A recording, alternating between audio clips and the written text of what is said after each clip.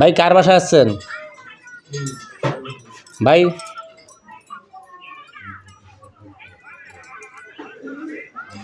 ভাই আপনি এত সুন্দর একটা তরকিয়া করেন, রোজা মাসে সিগারেট খাচ্ছেন, খুব সুন্দর জিনিস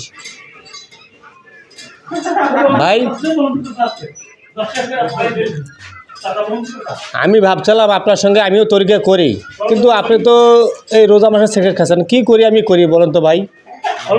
হ্যাঁ ভাই, আপনার দিয়ে আর 10টা লোকজন আপনাদের আমলে যায়, সেই আপনার তো সেই দিকটা যদি আপনার ধান্দা না থাকে, তা আমি কি করি আপনার পিছিয়ে যাই বলেন তো ভাই?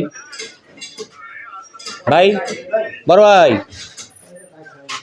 ভাই একটু দেখান, আমি চাচ্ছি আপনি রোজা মাসে সুন্দর পরিবেশন করেন, আপনার দেখি যেন আরও 10টা লোকজন রোজা রাখতে পারে।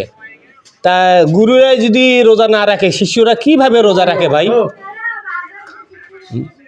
ভাই ও বড় ভাই,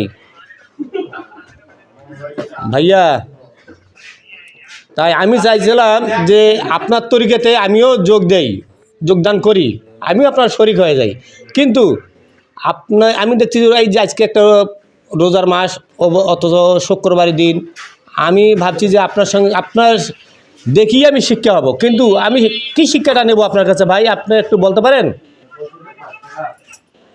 বড় ভাই?